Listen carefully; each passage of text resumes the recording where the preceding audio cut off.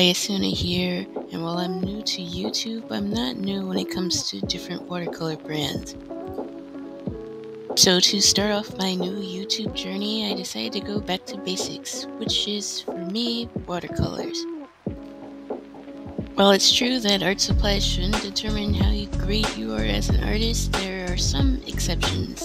Some of that is with watercolors. With watercolors, the quality of your paints can drastically affect how your piece turns out in the end.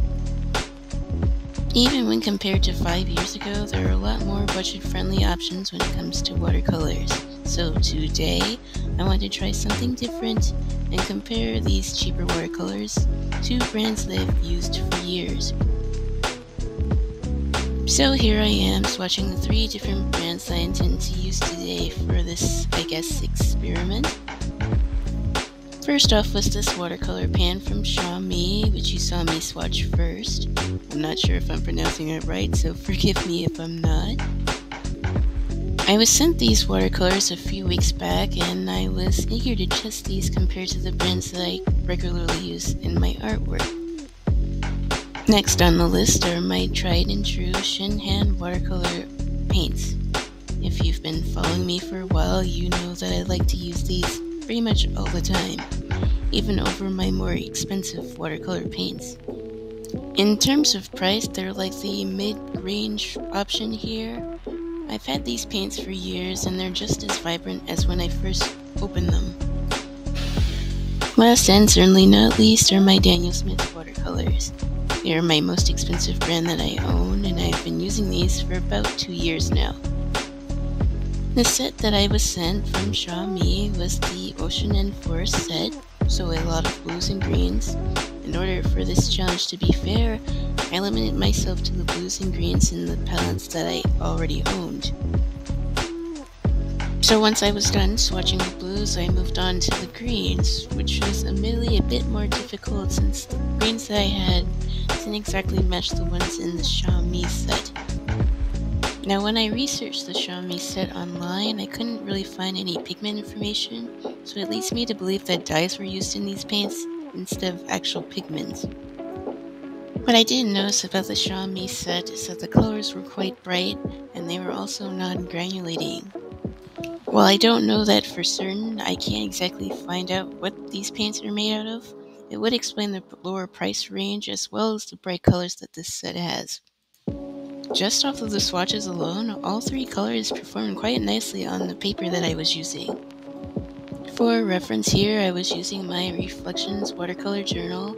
I had gotten these on sale at Jerry's Artorama, but I also found these on sale at Amazon. Any and all supplies that I use here will be linked down below in the description, so if you're interested, please check those out. With the swatching out of the way, I decided to put my money where my mouth was and use these paints side by side. So first up are the Xiaomi watercolor set, which I had mentioned is the Ocean and Forest set. It is a 12 set with 6 greens and 6 blues. It is the cheapest of the 3 sets that I use today. Now the price varies on these Xiaomi watercolors, but from most places, I noticed that these were under $5 USD, but again that depends on the vendor that you got these from. Cheaper watercolor paints tend to be a bit chalky, but I was pleasantly surprised with these. Chalky watercolors may deter a lot of young artists from pursuing watercolors, assuming that all brands behave this way. But it is nice to see that even affordable options are stepping it up in terms of quality. Another thing that I noticed about these is that they don't take a long time to dry, which is another problem with cheaper brands for some reason.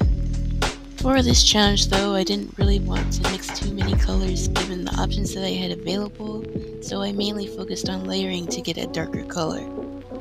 Now obviously, when I was a younger artist, I was a bit impatient when it came to my watercolors drying, so when I went over this area again with a darker color, I was glad to see that it didn't really lift the paint underneath, and I was able to go over it again and again, adding more detail as I move along.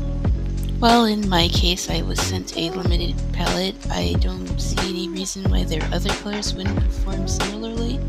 Who knows, maybe I will try them in the future at some point, but I gotta say, for this price, I'm pretty satisfied. For those who want to start out watercolors but don't want to spend a lot of money, this set is a good option.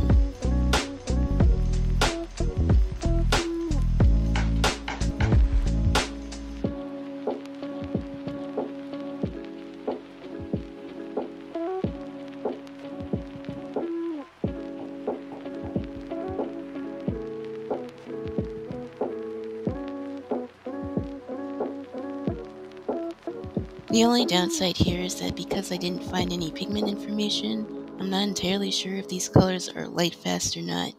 This could be an issue if you intend to store your paintings in the sun, because I'm not sure if they will fade over time.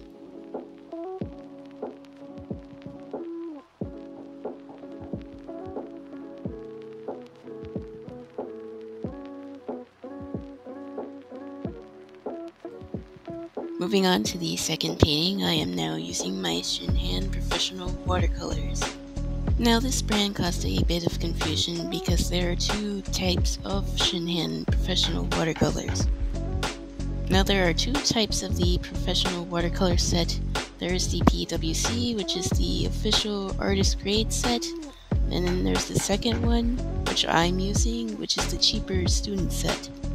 At the time of me recording this, these paints go for around $30 USD on Amazon, but they are around the similar price at other art stores. Comparable brands at this price range are Gurutaki Gamzai watercolors, as well as the Winsor Newton Cotman watercolors. Now, given the price range of this set, most of these colors are single pigment, which is quite impressive. I was able to find information quite quickly as it is printed on the tubes of the paints. Along with the pigment number, there is also light fastness, as well as how transparent these paints are when they dry. Now, I had these paints for years, and I think I'll always have a soft spot for them. They were my first real artist watercolors that I paid for with my own money. These paints are bright and vibrant, and a little bit goes a long way. I'm still using the set that I bought in high school, and it's been around 6 to 7 years since then.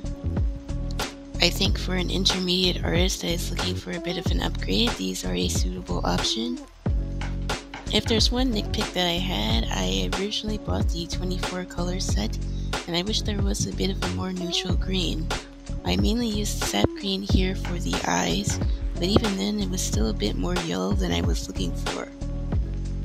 Last upon our trio of watercolors here are the Daniel Smith paints.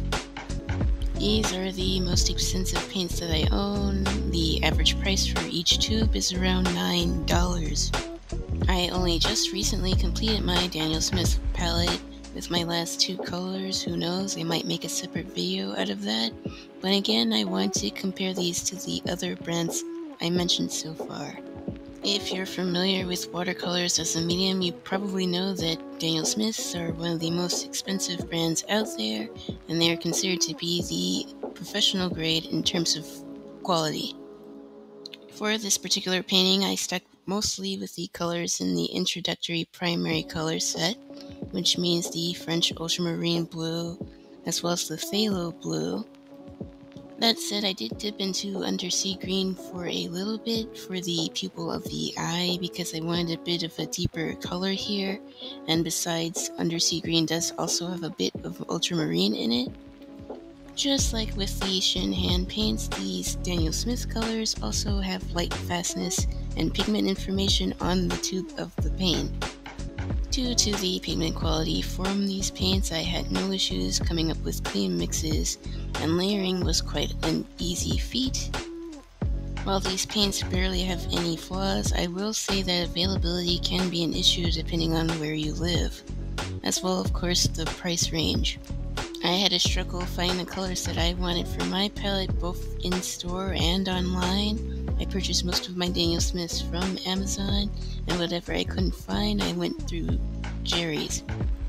Also, colors that tend to be more popular, of course, are a bit more expensive compared to the average set. If you do want to purchase Daniel Smith watercolors, it is better to start with the primary colors. Whether it's 8 cents or $8, you don't need to spend an exorbitant amount of money when it comes to watercolor. There are plenty of options that can suit an artist of any skill level. If you want to see more videos like that, please stay tuned. This is just the start of my YouTube journey.